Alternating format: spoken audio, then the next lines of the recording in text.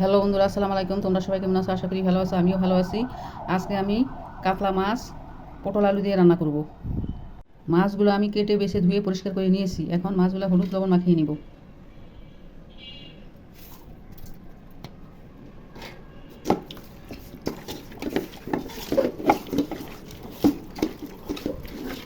তেল গরম হয়ে গেছে, এখন মাছগুলো ভেজে নিব।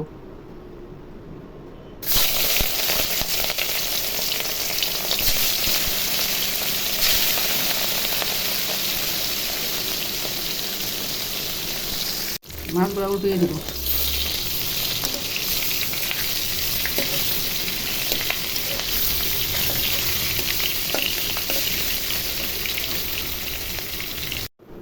তেল গরম হয়ে গেছে, এখন জিরা ফোড়নে দিব।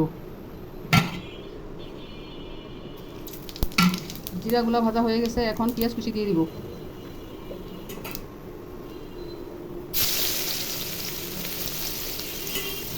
পেঁয়াজগুলো ভেজে নিব।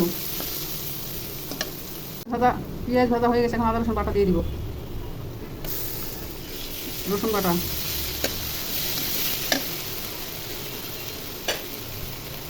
আদা বাটা দিয়ে ভালো করে ভেজে নিব।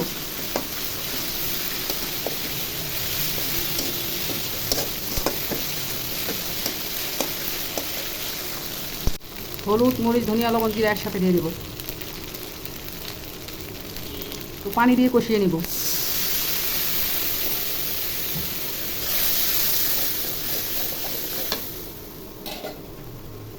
পটল কেটে ধুয়ে পরিষ্কার করে নিয়েছি। আলু কেটে ধুয়ে পরিষ্কার করে পানির মধ্যে ভিজিয়ে রেখেছি। মশলা ভাজা ভাজা হয়ে গেছে, এখন আলু দিয়ে কষিয়ে নিব। প্রথমে আলু দেব।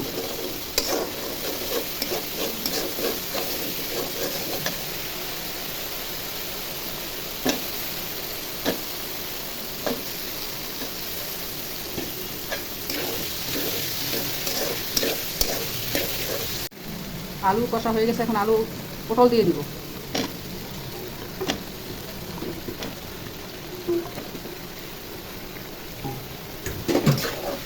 অল্প আছে ঢাকা দিয়ে কষিয়ে নিব।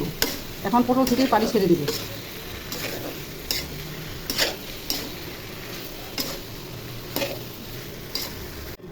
ঢাকনা উঠাই দেখি কি অবস্থা। পটল থেকে পানি ছেড়ে দিয়েছে।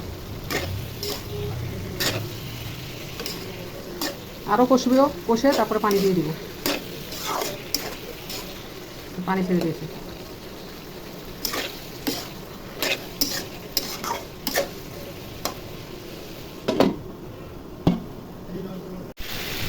পটল আলু কষা হয়ে গেছে, এখন পরিমাণ মতো পানি দিয়ে দিব।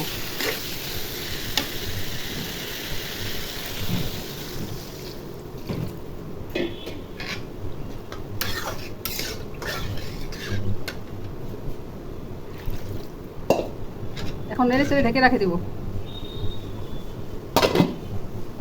ঢাকনা উঠাই দেখি কি অবস্থা। ঝোলে বলক চলে এসেছে, এখন মাছগুলো ছেড়ে দিব।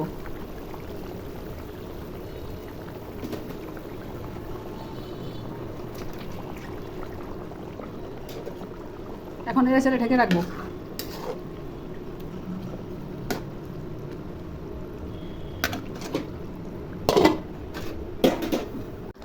তরকারিতে লবণ দিতে ভুলে গেছি, পরে লবণ দিয়ে দিছি অফ ক্যামেরায়। এখন তরকারিটা হয়ে আসছে প্রায়, এখন বেরেস্তার কুচি ছড়িয়ে দিব তরকারির উপরে।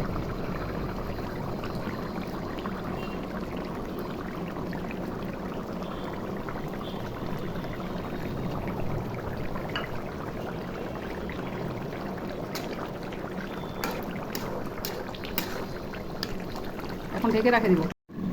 ঢাকনা উঠে দেখি তরকারিটা হয়ে গেছে, নামাই নিব। কাতলা মাছ আলু পটল দিয়ে রান্না হয়ে গেছে। রান্নাটা ভালো লাগলে ইউটিউব চ্যানেলটা সাবস্ক্রাইব করো আর ফেসবুক পেজটা ফলো করো। খোদা হাফেজ, বাই বাই। নতুন কোনো রান্নার রেসিপি নিয়ে আবার আসবো।